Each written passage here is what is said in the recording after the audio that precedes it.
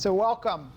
My name's Trent Bowers, and I'm the superintendent of Worthington Schools, and I want to welcome you to our Master Facility Planning Task Force. Back in 2016, we brought together our original Master Facility Planning Task Force, and that group met for over a year. And they really dug in and they tried to determine what's the future of Worthington Schools and how do we phase out our facilities for the next 10 to 15 to 20 years. When we began that process, I would have never imagined that we'd be moving 6th grade from our elementary schools into the middle school. I'd have told you that wasn't possible.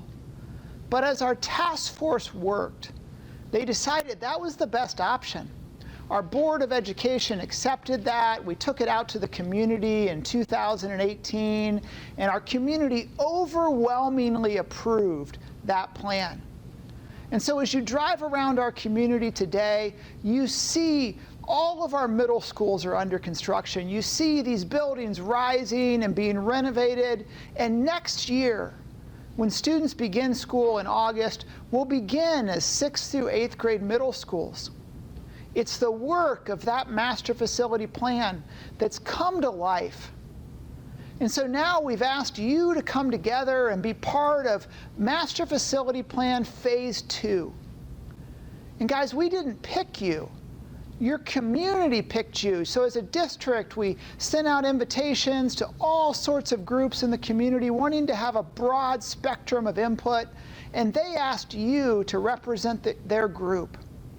And so as a district, we're going to ask you to come together and invest with us, to really spend time and dig into what was presented in our master facility plan the first time and to come up with a new plan for Phase 2.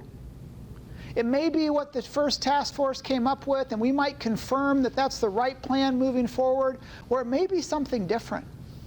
But our plan would be to take Phase 2 to our voters in November of 22 and to ask them for approval, so that somewhere in the future we're able to look and say, look what this task force did as they provided a new way to bring Worthington Schools forward into our future. So this is going to be a process where we meet monthly. We're going to ask you to stay with us from beginning to end. We'll take a break during the summer. There'll be some community meetings, and there'll just be a lot of discussion, a lot of digging into data, and a lot of working together to create the future for Worthington Schools. I thank you for being a part of this. I thank you in advance for the hard work that you're going to put forward, and I can see that you will make a difference. Thanks for being part of this. I'm Randy Banks, Assistant Superintendent, and I would like to talk about the history of our initial task force. The task force was developed to address the aging facilities in our building.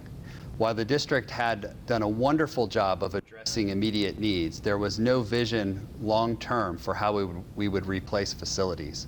So let's take a look at this process. As our task force began to focus on aging facilities, it soon became apparent that capacity in our buildings and balancing the high school were also issues. Several elementary schools were exceeding capacity, and Thomas Worthington was also approaching that point. Enrollment projections were completed and indicated that Thomas Worthington would continue to grow at a faster rate. The task force soon realized that capacity needed to be the focal point. Many options were discussed and explored. As you are aware, the task force eventually recommended that the Board of Education pursue a plan that moved all 6th grade students to renovated middle schools. The Board of Education endorsed this plan, and in 2018, voters supported it by passing Issue 9 and 10. We will now ask that Phase 2 of the task force re-examine the ABCs based on our current conditions. Let's take a look at what the statistics show about those three components. The first, balancing the high schools. The Board of Education accepted the recommendation of the Feeder Pattern Committee to move the Slate Hill attendance area to Perry Middle School that feeds Kilbourne High School. This move changed our previous projections for the year 24-25 from an imbalance of 103% at Thomas Worthington and 74% capacity at Kilbourne High School to a much more balanced approach. As you will see in the far right-hand column, both schools are near that 88%. In our middle schools, because the space has been renovated, we have plenty of capacity. I would point out that the capacity numbers in the center column represent beginning of construction. 2 of those schools were adjusted after the work had begun. And if you notice the right-hand column, in the year 24-25, just McCord Middle School would be projected to go over capacity. And with that, we also need to remove the Phoenix Middle School students and then adjust the new capacity. So we would also be below capacity in the middle schools in the year 24-25. In our elementary schools, despite moving 6th grade to the middle schools, we still have several schools that we are monitoring. In the year 24-25, we would have 5 schools approaching or exceeding capacity. This does not include the additional space that we've obtained by utilizing portable classrooms. The portable classrooms within the district, many of which are leased, are listed in the right-hand column. Obviously, that space could be utilized if the community decided that that was the best path forward. This next slide illustrates the 2 feeder patterns after the move. You have the Kilbourne High School feeder pattern on the left, which also includes Slate Hill now, and you have the Thomas Worthington feeder patterns on the right. And then in the middle, you have schools that service students from both of the 2 feeder patterns. That would include Sutter Park Preschool, Phoenix Middle School, and Linworth. Our initial task force envisioned Phase 2 as addressing Thomas Worthington High School, as well as 2 elementary schools. And I pulled this video from our website to show you in 2018 where we thought we would be. Take a look. Phase 2 of our plan begins with would happen about 4 years later, probably in 2022, and begins with a rebuild of the academic wing of Thomas Worthington High School. In addition, it begins to rebuild our aging elementary schools. In that second phase, probably Colonial Hills and Brookside. Phase 3 happens another 4 or 5 years down the road, and it continues those rebuild of those aging elementary schools. Schools like Wilson Hill and Worthington Estates and Evening Street. We hope by presenting a long-term facility plan, we're able to accomplish making progress for our aging buildings, balancing our high school enrollments, and creating capacity for all of our students. So as task force members, we are asking you to re-examine the ABCs, take a look at the current conditions within our school district and our community, and make a recommendation to the board based on what you feel is best. Thank you for your investment. Thanks, Randy. My name is TJ Cusick. I currently serve as treasurer for Worthington Schools. As Randy had mentioned, Phase 1 primarily dealt with capacity, and rightfully so. In order to effectively educate kids, you have to find space for all those kids. But Phases 2 and 3 will become more subjective. They will deal with condition, the A in our ABCs, and our aging facilities. And so that becomes more subjective and, quite frankly, more of a financial decision. If you think about it, when you're faced with home decisions on remodeling, you may decide to pursue a project if the budget is right, but if the budget exceeds a certain amount, you may decide to live with what you have. And so for that reason, I think this group is tasked with somewhat of a more difficult decision. And I would like to spend some time talking about how schools are funded in general, particularly schools in Worthington, Ohio, so that this group has a firm understanding of the financial decision that it must make in regard to our facilities. So as you can see, schools have both operating and capital needs, just like the state does, just like a city does, just like private business. Operating needs are primarily our teachers and our support staff. We are a service-oriented industry, and if the pandemic has taught us anything, it's that our students thrive best when they are with our teachers. And so 85% of our operating costs are related to salary and benefits of staff, but it also includes things like utilities. our consumable textbooks and workbooks, and to some degree, our student devices, now that devices have become ingrained in our method of education. On the other side, we also have capital needs. Capital needs, primarily when people think of capital needs, they think of our buildings, right? And that's what this task force is here to talk about today. But I want to make it clear that our capital needs also include our buses, getting kids to and from school, our student desks, our student equipment, our instruments, and a large extent our boilers and our roofs and our things that go behind these buildings that need replaced. That has to become a focus of this group because those two compromise our capital needs. Our operating needs are funded primarily through local tax dollars. The state has a method of funding education in which it's a partnership between the state and local level. Because we are an above average wealth suburban school district, our taxpayers pay 75%, almost 3/4 of the cost of our education, where the state picks up about 25%. On the capital side, our capital needs are funded entirely through local tax dollars. The state, many years ago, created the Ohio School Facilities Commission to help upgrade facilities, but much like the operating formula that's based on wealth, and because Worthington is an above average school district, for the foreseeable future, our capital needs will be borne by local taxpayers. So I told you about how schools are funded. Now I want to take a moment to talk about the when and the why. I think it's important that this group sees the history over the past 20 years of how our community has come together to fund our schools. And so you see our different types of levies. What I want to point out is that on the operating side, it's been about a 3 to 4 year cycle. We passed in 01, 04, again in 09, 12, and then we had some good fortune to make that levy last 6 years. That was what I would say a once in a generation confluence of events. We had changes to the retirement system. We had some good fortune by the state and our state funding, and so we stretched that levy to last 6 years. But the typical pattern has been every 3 to 4 years, and the typical amount has been, if you averaged it, a little over 2 mils, between 2 and 2.5 mils. So for example, our last levy was a 29222 for 8.9 mils for 4 years, so that's 2.25 mils. On the bond issue side, our district does not have a capital or a permanent improvement levy. Some districts choose to fund capital needs based on a permanent improvement levy. We have chosen to do bond issues. And so if you look, in 2006, we had a $37.5 million bond issue. In 2012, we had a $40 million bond issue. And then in 2018, we passed an $89 million bond issue.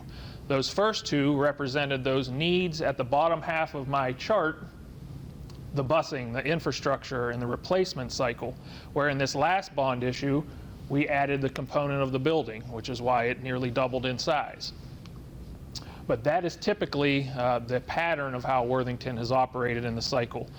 A group of committee members called Treasurer Advisory Committee spent a lot of time talking about what is a reasonable levy and a reasonable interval. And this is the work of that group to say it's every 3 to 4 years and in this interval and in this amount.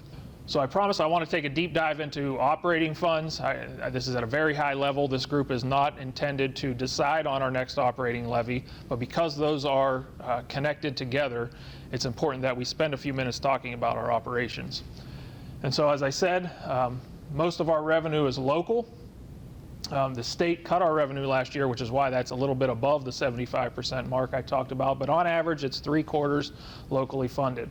What I want to point out from this slide is that this does not include almost $1.5 million in all-day kindergarten tuition, our preschool tuition for our typical students, our athletic and extracurricular activities, and our food service. When most people think about school operations, they naturally think of food service and extracurriculars, but those are funded outside of the general fund through fee-for-service. And I think that's important because as we talk about capital and we talk about capacity, it's easy to say, well, we'll just build on a wing for all-day kindergarten for everyone. But in fact, we have to think about the operating consequences of that, and that's not in the numbers that I'm about to show you. So this slide is what I presented to Treasurer Advisory Committee last fall, and it's basically a 10-year projection of our operations, and this assumes no new levies. And there's two things I want everyone to get out of this slide. First, you'll see that we're growing at about $8 million a year. That's about 4 to 5% a year. You'll also notice that we are currently spending more than we are taking in, and that was by design. The last levy was smaller than we needed, and as I said, we stretched the levy before that 6 years because the district had good fortune and accumulated a fund balance. And so we've responsibly spent that down, but that time is ending, right? When this red line goes below zero, we're out of fund balance, and so we have to go back to voters. As you know, in Ohio, with state funding frozen, districts like ours periodically have to return to voters, and so that time is coming. But again, key points here, we're growing at about $8 million a year, and that we need operating levy at various cycles into the future. So what does it take for us to keep the red line above zero, to keep a positive fund balance? What is a long-term balanced budget for Worthington? And that would be here. We have to come up with $8 million. If the state comes through, which it's not likely to do, but even if it does at a couple percent a year, that still leaves about $7.5 million a year for us in local taxpayer need. And that equates to about 3 mills. So again, the point of this group is not to determine whether that 3 mills is appropriate. It's just to put in context that we are going to probably have to ask taxpayers for roughly 3 mills a year for the foreseeable future, and that's just to maintain our current operations as they are now. That's not expanding operations. Now that does include additional staff for our enrollment growth, which Trent has done a tremendous job judiciously adding staff, because when we go back to my first slide, 85% of our budget is staff, and so the only way to reasonably move our expenditures is to reduce staff. And so we're very judicious at adding staff, but we do have staff built in. But that's about 3 mills a year that we will need in taxpayer growth. And so this is similar to the graph I showed you before, except you will notice that this is in 23 after we have phased in our last increment of our 18 levy. And what you'll notice is this graph of local grew to 81%. And as the state freezes funding, unfortunately for us, the burden on local taxpayers grows. So we went from a 75% locally funded to 81. And so we have to keep that in mind, that our operations are going to be dependent on our local taxpayers. So I talked about operations. I want to talk about the bond issue now, and then I'm going to circle back and bring them together. So this is the status of our 2018 bond issue. As you see, the first part of this is about half, about 40 million, was earmarked toward those types of things that are replacement cycle things. Whereas the bottom half, the 48 million, and to some extent the contingency, was the new build, right? And that's typical for Worthington. We've, construction has begun. We've encumbered most of that construction, but we still have 2 years remaining of our other capital needs. So our busing, for example, we have over 90 buses. We need to replace 5 or 6 of those a year. We're going to continue to need to replace those, whether that's through a bond issue or a PI. Similarly, our technology infrastructure will need to be replaced, and that's about $1 million a year, and our student equipment, along with all of the other things besides buildings themselves, such as boilers, will need to be replaced periodically. And so this task force will have to make a couple of decisions. One, what are the construction pieces of the next bond issue? And then two, what are the other pieces of the next bond issue or PI levy that would need to be funded? But those are ongoing capital needs. Now, normally I wouldn't talk about this because it's not applicable to this group, but last phase 1 group talked a lot about capacity, right? And that's because we were in a different spot then than we are now. So if we step back to previous phase 1 status, we were at this 9%. So Ohio Revised Code puts limits on debt. School district, even with a vote of the people, can't issue debt exceeding 9% of your valuation. So for us, if we were at that 9%, that's $217 million. And when you subtract out our current outstanding debt, that would mean we only have $88 million to issue. And that's what phase 1 was confronted with, okay? Because it was about 90 and we were at that limit. But because we are growing over 1.5% a year for 5 years, we now have access to a clause in ORC that allows us to issue up to 12% of our AV. And that 12% is based on our value projected in 10 years as opposed to the 9% based on our value now. So that's quite a swing.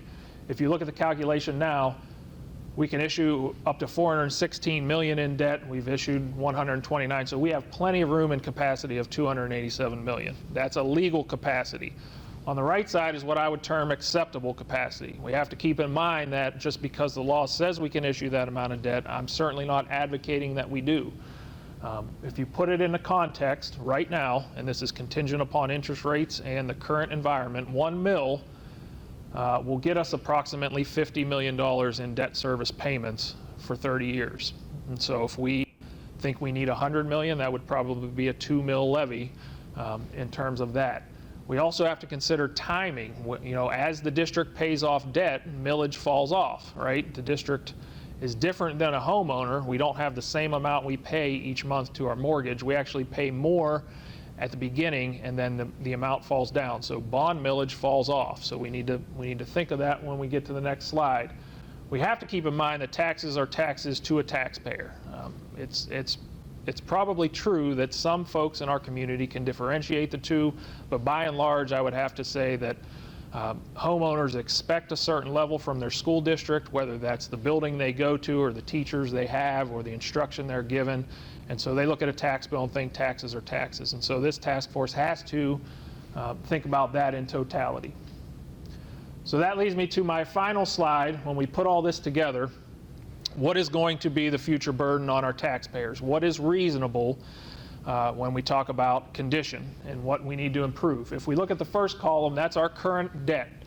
And you'll see we have two dates where a significant amount of millage falls off. In 23, we have debt that's paid off, and in 28, we have debt that's paid off. So taxpayers will actually see a reduction in their tax rate during those 2 years. The second column is new bonds. Now, I just have those in as placeholders for illustration, but let's assume, based on the original plan, that we would issue about $100 million in phase 2 and $100 million in phase 3. That would be 2 new mills in those 2 years beginning on taxpayers.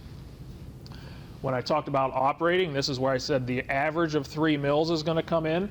So we would add that. I haven't talked about PI. This task force can say, hey, we're going to take some of this 2 mills and bring it over to PI. But at the end of the day, we're looking at the ask that we're going to be placing on our taxpayers for new millage. And so when this group comes together, if we want to go with 2 mills, $100 million, then we're going to be asking taxpayers for 3.6 mills. And so we have to think about all that in terms of the total burden on the taxpayer. So a couple of takeaways, what I wanted to say, the district has both operating and capital needs. Capital needs include big ticket buildings, but also remember they include all of those replacement items. Should the replacement items continue to be funded through bond issues, or should we explore a PI levy? And all of this will likely be funded by a growing extent on local taxpayers. If state funding is frozen, our taxpayers will bear more of the burden each year to fund our education. Hello, I'm Jeff Ebley, and I serve as Director of Business Services for Worthington Schools. Tim Gehring, our Facility Director, and I are going to talk to you about condition of buildings. And kind of to give you an overview, we are partnered with the Ohio Facilities Construction Commission, with the state, in the projects that we're doing for the middle schools. And we've done that because we use them to do an assessment of our buildings and make a determination of what our condition was. So I'm going to talk to you a little bit about how that's done, what the partnership means with them, and what our current status is, updated from when we started this project to 2021. I said that we partnered with the state, and at the time we started this project, it was called the Ohio School Facilities Commission. It has since merged into the State Architect's Office and is called the Ohio Facilities Construction Commission. And what they do is they are used to fund a portion of K-12 construction throughout the state. They provide uniform construction management for state, university, and K-12 construction projects. They have a lot of experience, obviously, over the last number of years in working with building K-12 buildings, and so have a lot of information on that. They've opened over 1,100 new or renovated buildings. Part of their assets is the Ohio School Design Manual, and we are doing these projects on our own, but we are using the Ohio School Design Manual as somewhat of a benchmark to compare with what is the norm, what is within standards, what is outside of standards. Part of the purpose of partnering with the OFCC is that they have two programs, and we will not become eligible for their main classroom assistance program for probably 10 years or so. So these buildings that we are doing now, we are building on our own, but by partnering with the OFCC, we will receive credit down the road when we do become eligible for their main program, and monies that we have spent from the local taxpayer will be credited, and we can receive a portion of those dollars back from the future projects. This is an example of the assessment that they do, and they have a number of assessors that come out. It is free for all school districts in the state of Ohio. And we had an assessment team that came out and looked at all of our buildings. This is the sheet from Thomas Worthington High School. This assessment was done in 2015. It shows you a number of different categories where they rank the condition of those different categories, and based on the score of those categories, then they give you a recommendation whether a building should be renovated or replaced. This sheet is a detail sheet that rolls into the previous one that I already showed you, and as an example, you can see the heating system is the first category, and they list each of these detail areas with a rating of 1, meaning it's acceptable and okay and nothing needs to be done, or 3, it should be replaced, it's beyond its useful life. And then they make an estimate of dollars to do that. So you can see the heating system is rated a 3, and it will cost $10 million to update the heating system. In many cases, as buildings age, when you get beyond 30 and 40 years, systems have outlived their useful life, and that's what this takes a look at, all of these different systems and what needs to be done to update them. As I mentioned, they make a determination or a recommendation whether we should replace or renovate. If we look at that example where they did the assessment of Thomas Worthington High School, the renovation cost to bring it up to like new is $45 million. The replacement cost is $65 million. When you take that as a ratio, it comes out at 69%, and anything above 66%, they would say you should replace because you're going to get much better life cycle costing and more efficiency of expending those dollars than if you renovate. You will have to renovate again in a much shorter time period if you don't replace. And the renovation costs come from the assessment that was done and their architect estimates for the costs of that renovation.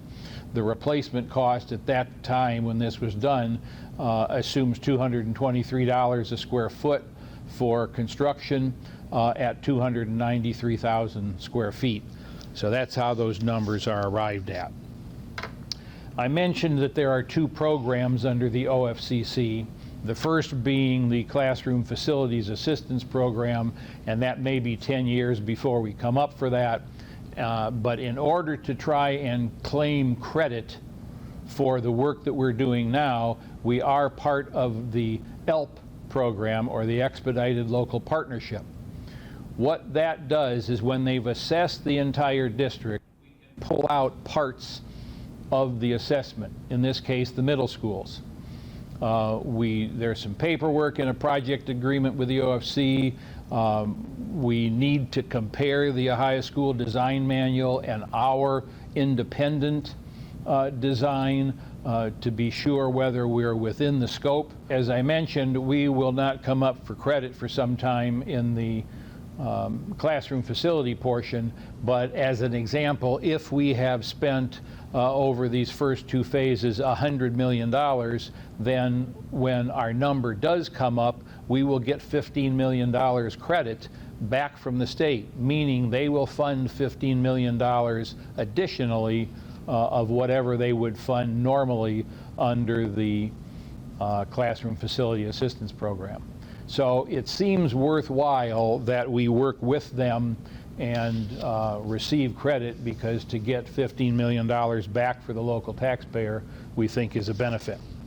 And the building that we are building is within the scope of the design. We're not doing anything overly elaborate, and we're not doing anything to meet the design. We're building a building for Worthington, but trying to make sure we get credit down the road. This next slide shows you two different lists. The first portion in black is the assessment summary of all the buildings. You remember I walked through a couple of detail pages showing how they arrive at those numbers. The left-hand side in black lists all the buildings, lists the estimated renovation cost and the percentage. As an example, it shows Brookside at 81%. So above 66% are buildings that should be replaced as opposed to renovated. There are 8 buildings there. We don't really include Linworth because it doesn't qualify under the state, but there are 8 buildings in bold that would qualify for replacement as opposed to just renovation. We've asked our architects to, and who they do a lot of work with the OFCC, they're very familiar with the programming. We have asked them to take a look at the documentation of the assessments, and we've done a couple of things. The blue numbers to the right reflect an updating of those black numbers on the left. What those reflect is in places where we have done capital improvement, major repairs, replacing boilers, replacing roofs, any kind of major categories that we have done, those things would come out of the assessment that was done previously. Example, I mentioned to you about HVAC systems. At Worthington Kilbourne High School, we replaced the boilers at the cost of $350,000. They were at the end of life and were shown as a 3 and were scheduled to be replaced. We can take that out of the assessment. The other thing that the architects did as they looked at the assessments is if a roof, for instance, was coming close to the end of its useful life, or was at the end of its useful life and we replaced it, now that doesn't have to be done for another 20 years. So that would come out of the assessment. But if we had a roof that was at 3/4 of its useful life, we may not show that as a replacement, but now that we've got 5 more years on this, and now it's due for a replacement. So that increases the amount. The other thing that they adjusted for is construction inflation. And we tried to use a conservative number based on the OFCC's construction estimate increases over the last 5 years. And most of these landed in the last 3 years, but they have had a projected increase, or have had an increase in inflationary construction cost of 22%. So the number that you will see, for instance, for Brookside has been adjusted for adds that we have done, and for aging of parts of the building, and for construction inflation, and it has gone from $9.3 million to $11 million.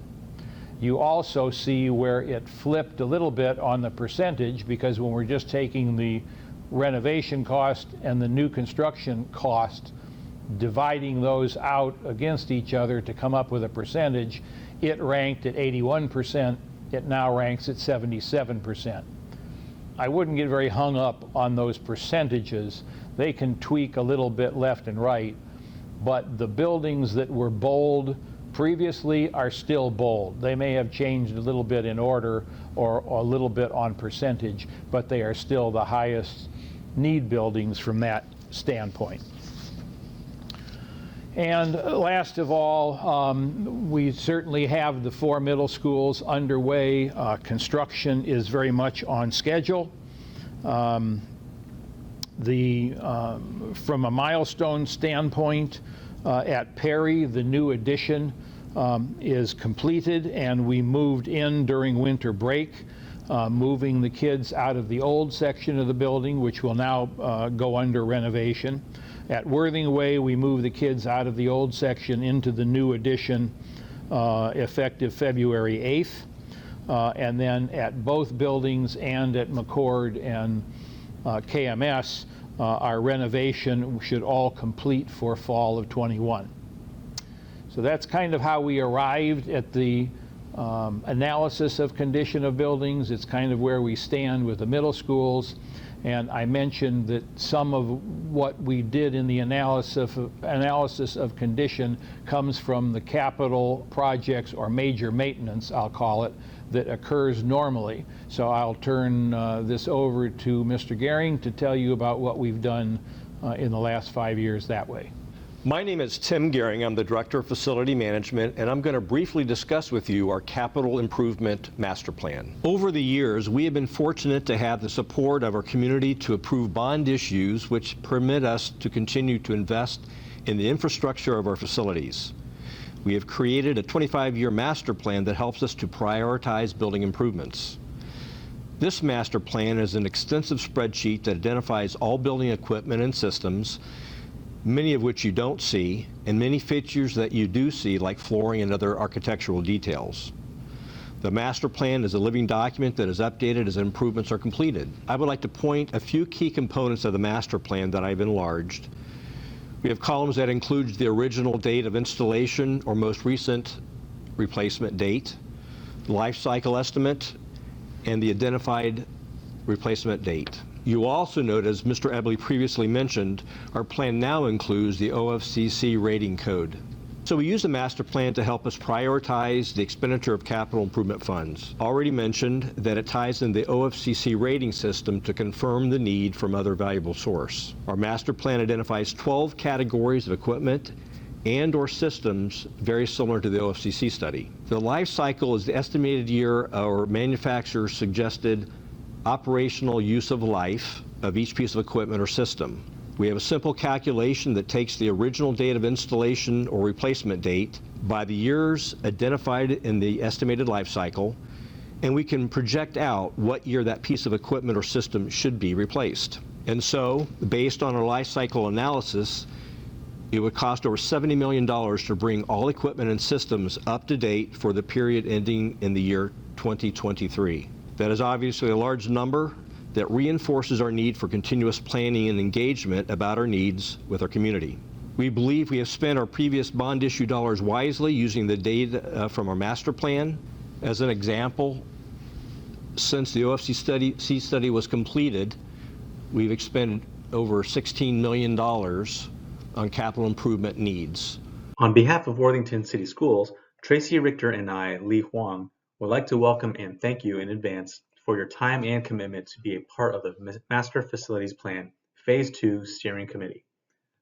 The work that lies ahead in these coming months will help to shape the path and direction of the Master Plan as we move forward in the work to improve the educational experience of all students in Worthington City Schools. The facility planning process is iterative, but each step also builds upon the previous. As a community steering committee, you are tasked not only with the responsibility of representing your community, but also the district over a schedule that includes up to 8 meetings.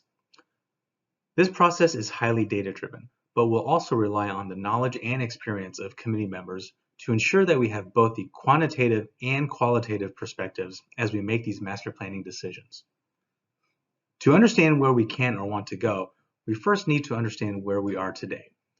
We will provide committee members and also the community information and reports on the current state of the schools and trends impacting the operation of the district in regard to facilities. Once we have developed the data and understand the issues affecting school facilities and district programs, we'll use that intelligence to generate and shape facility options in a work session that are manifold in the concerns they mitigate. During the options work session, we'll also ask for committee co-chairs to participate in the process so that it is transparent and joint effort in decision making. Once we have developed the data and understand the issues affecting school facilities and district programs, we'll use that intelligence to generate and shape facility options in a work session that are manifold in the concerns they mitigate. During the options work session, we'll also ask for committee co-chairs to participate in the process so that it is a transparent and joint effort in decision making. Through a series of 2 community meetings, we'll present and collect feedback from all stakeholders to gauge their opinions about the efficacy of the options that have been developed. These meetings are structured in a way that gathers responses in a focused manner through discussion rather than an open mic for those that can speak the loudest. Throughout the process, we'll engage the committee and community iteratively so that first, the voices that want to be heard can be, and second, those opinions can be considered in tandem with the quantitative information we must use to drive the decisions. To develop that quantitative information, we have many tools at our disposal, but at the heart of it is a Geographic Information System, or GIS.